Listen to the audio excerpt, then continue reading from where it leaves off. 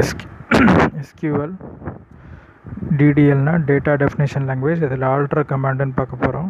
ஒரு டேபிளில் உள்ள காலம்ஸை எப்படி மாற்றலாங்கிறது. அதோட டைப்ஸ் பார்த்திங்கன்னா, ஒன்று வந்து காலத்தை ஆட் பண்ணலாம், அதுக்கு வந்து ஆடுங்கிற இதை யூஸ் பண்ணுறோம். இன்னொன்று வந்து காலத்தை ஏற்கனவே ஏற்படுத்தப்பட்ட காலத்தை மாற்றலாம், அதுக்கு மாடிஃபைன்னு யூஸ் பண்ணுறோம்.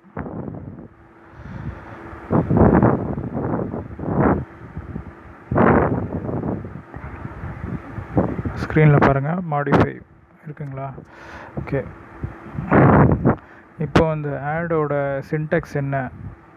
ஆல்டரில் ஆடு ஒரு காலத்தை ஆட் பண்ணுறதுக்குள்ள சின்டெக்ஸ் என்னென்னா, ஆல்டர் டேபிள், டேபிள் நேம், ஆடுங்கிற கீவேர்டு, அப்புறம் காலம் டெஃபினேஷன். இன்னொன்று மாடிஃபைக்குள்ள சின்டெக்ஸ் என்னென்னா, ஆல்டர் டேபிள், டேபிள் நேம், மாடிஃபைங்கிற கீவேர்டு, சேஞ்ச் காலம் டெஃபினேஷன். இந்த செஷனில் என்ன பார்க்க போகிறோம்னா, ஒரு டேபிளை வந்து எப்படி ஆல்டர் பண்ணுறதுன்னு பார்க்க போகிறோம். அதாவது அது எப்படி மாற்றுறதுங்கிறது. ஸோ டேபிள் ஆல்டர் பண்ணுறதுல ரெண்டு இது இருக்குது. ஒன்று வந்து அந்த அதில் இருக்கிற காலத்தை நம்ம ஆட் பண்ணலாம். இன்னொன்று வந்து பார்த்திங்கன்னா, இருக்கிற ஏற்கனவே க்ரியேட் பண்ண காலத்தை ஆல்டர் பண்ணலாம், மாற்றலாம். சரிங்களா? இப்போ ஃபஸ்ட்டு பார்ப்போம். முதல்ல ஒரு டேபிள் க்ரியேட் பண்ணிப்போம். க்ரியேட் டேபிள், சும்மா அட்டன் நேம் கொடுக்குறேன். காலம் நேம் வந்து ஐடி, நம்பர், நாட் நல். அப்படின்னா நாட் நல்னா அந்த கண்டிப்பாக அந்த காலம் வந்து ஏதாவது ஒரு வேல்யூ ஃபில் பண்ணி தான் ஆகணும். நல்ல அதை வந்து வெறுமனை விட முடியாதுன்னு அர்த்தம். ஸோ இப்போ டேபிள் க்ரியேட் ஆகிடுச்சு, டேபிள் க்ரியேட்டட்னு வந்துடுச்சு. Table created. இப்போ இதில் என்ன ரோஸ் இருக்குது அப்படின்னு பார்த்தீங்கன்னா, எந்த ரோஸுமே இருக்காது. ஸோ டிஸ்கிரைப் DESC டேபிள் நேம்னு கொடுத்தீங்கன்னா, அந்த டேபிளில் என்னெல்லாம் காலம் இருக்கோ அந்த டேபிளை பற்றின டிஸ்கிரிப்ஷன் வரும். பாருங்கள், ஏடிங்கிற டேபிளில் ஐடிங்கிற காலம் இருக்குது. நம்ம இங்கே க்ரியேட் பண்ணது ஐடி தான். ஸோ ஐடிங்கிற காலம் இருக்குது. அதோட டேட்டா டைப் வந்து நம்பரு, அது வந்து நாட் நல்லு. சரிங்களா? ஓகே. இப்போ இந்த டேபிளில் வந்து நம்ம இன்னொரு காலம் ஆட் பண்ண போகிறோம். அதுக்கு வந்து ஆல்டரை யூஸ் பண்ண போகிறோம். ஆல்டர் டேபிள், என்ன ஆல்டருங்கிறது வந்து இங்கே வந்து ஒரு கீவேர்டு. ஆல்டருங்கிறது ஒரு கீவேர்டு, டேபிளுங்கிறது கீவேர்டு. ஸோ அதுக்கப்புறம் டேபிள் நேம் கொடுக்கணும். நம்ம டேபிள் நேம் வந்து க்ரியேட் பண்ணது வந்து ஏடி, அதான் டேபிள் நேம். இப்போ அதுக்கு அடுத்தது ஆடுங்கிறது கீவேர்டு தான். ஆடுங்கிறதும் கீவேர்டு. அதுக்கப்புறம் என்ன காலம் ஆட் பண்ணுமோ அந்த காலமத்தோட நம்ம என்ன ஆட் பண்ண போகிறோம், ஒரு காலம் ஆட் பண்ண போகிறோம். காலம் நேம், காலமோட நேம் பேர் வந்து நேம்னு கொடுக்குறேன். அதுக்கப்புறம் அதோட டேட்டா டைப் என்ன அப்படின்னு பார்த்தீங்கன்னா வேர்கேர். அதோட நம்பர் வந்துட்டு சும்மா 20 அப்படின்னு கொடுக்குறேன்.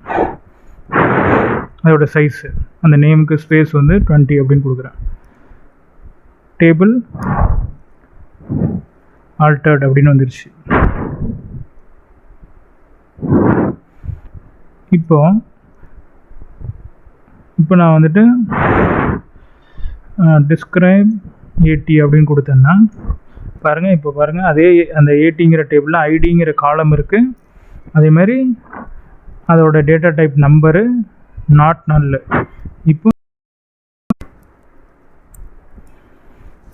அதே மாதிரி இந்த செகண்ட் இன்னொரு காலம் பார்த்தீங்கன்னா, இங்கே பாருங்கள் நேம்னு இருக்குது. அந்த காலம் நேம் வந்து அந்த காலத்தோட பேர் வந்து நேமு, அதோட டேட்டா டைப் வந்து வேர்கேர் 2, ஸ்பேஸ் வந்து அதுக்குள்ள சைஸ் வந்து 20 இருக்குங்களா? நம்ம ஆல்டர் பண்ணது இங்கே நம்ம ஆல்டர் டேபிள் அட் ஆடு ஒரு காலம் ஆட் பண்ணோம். இந்த கமாண்டு கொடுத்து நேமுங்கிற காலத்தை ஆட் பண்ணோம். அதே மாதிரி இங்கே ஆட் ஆகிடுச்சு, இங்கே வந்து ஆட் ஆகிடுச்சு. இப்போ இந்த ஆட் பண்ண இந்த காலத்தையே இப்போ இதுதான் நேமுங்கிற காலம் தான் ஆட் பண்ணோம். இதோட சைஸ் வந்து 20ன்னு இருக்குது. இதை வந்து நம்ம 40ன்னு இப்போ வந்து நம்ம மாற்றணும். அதுக்கு வந்து இன்னொன்று இதே ஆல்டர் கமாண்ட் யூஸ் பண்ணி பண்ணுறோம். ஸோ என்னென்னா alter table at table name கொடுக்கணும். ஸோ இதில் ஆல்டருங்கிறது வந்து கீவேர்டு, டேபிளுங்கிறதும் கீவேர்டு தான். இது வந்து டேபிள் நேம், என்ன டேபிள் நேமோ அதை கொடுக்கணும். அதுக்கு அடுத்தது வந்துட்டு மாடிஃபைங்கிறது கொடுக்கணும். ஸோ இது வந்து கீவேர்டு. ஓகேங்களா? ஸோ இது வந்து கீவேர்டு. இங்கே எப்படி ஆடுன்னு ஒன்று கொடுத்தோம்ல, ஆடுங்கிறது காலத்தை வந்து ஆட் பண்ணுறதுக்கு பயன்படுது. மாடிஃபைங்கிறது வந்து அந்த டேபிளில் இருக்கிற காலத்தை, ஏற்கனவே க்ரியேட் பண்ண காலத்தை மாற்றுறதுக்கு பயன்படுது. ஸோ இங்கே வந்துட்டு உள்ளே வந்து என்ன பண்ணுறோம் அப்படின்னு பார்த்தீங்கன்னா, அதே நேம் அப்படின்னு கொடுத்து நம்ம எந்த காலத்தை மாற்ற போகிறோம், நேமுங்கிற காலத்தை தான் மாற்ற போகிறோம். நேமுங்கிற அந்த காலத்தோட நேம் கொடுக்கணும். அப்புறம் வேர்கேர் அப்படின்னு கொடுத்து இந்த சைஸ் கொடுக்குற இடத்துல 40 அப்படின்னு நான் இப்போ சும்மா கொடுக்குறேன். இப்போ டேபிள் ஆல்டர்ட்னு வந்துருச்சு பாருங்கள். டேபிள் ஆல்டர்ட், அதாவது ஆல்டர் டேபிள் அட் மாடிஃபை, நேமுங்கிற காலத்தை மாற்றுறேன். வேர்கேர் 2 இது வந்து 40ன்னு கொடுக்குறேன். சரிங்களா?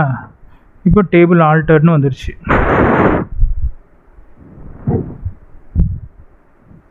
இப்போ நான் டிஸ்கிரைப் ஏடி அப்படின்னு அந்த table name, describe DESC table name அப்படின்னு கொடுத்தேன்னா எனக்கு இப்போ காமிக்கும். ஃபஸ்ட்டு ஐடி காமிக்குது, அதோட டேட்டா டைப் நம்பர் காமிக்குது, நாட் நல்லுன்னு காமிக்குது. அதேமாதிரி நேமுங்கிற அடுத்த காலத்தையும் காமிக்குது. அதுக்குள்ளே வேர்கேர், அதோட டேட்டா டைப் வேர்கேர் 2, அதோட சைஸ் பார்த்தீங்கன்னா 40ன்னு இருக்குது பாருங்கள். முன்னாடி வந்து 20ன்னு இருந்துச்சு இந்த இடத்துல.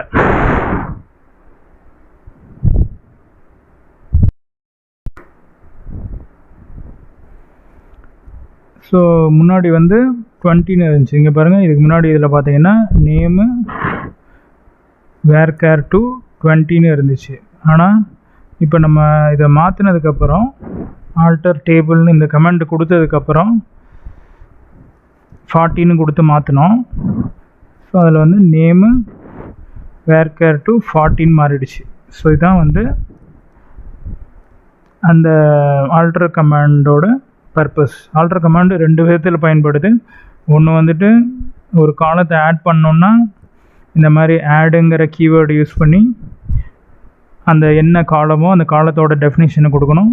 இன்னொன்று வந்து ஏற்கனவே செகண்டாக பர்பஸ் என்ன பயன்படுதுன்னு பார்த்தீங்கன்னா, அந்த மாடிஃபைங்கிற கீவேர்டை யூஸ் பண்ணி ஏற்கனவே க்ரியேட் பண்ண காலத்தை மாற்றணுன்னா இந்த மாடிஃபைங்கிற கீவேர்டு யூஸ் பண்ணி மாற்றிக்கலாம்.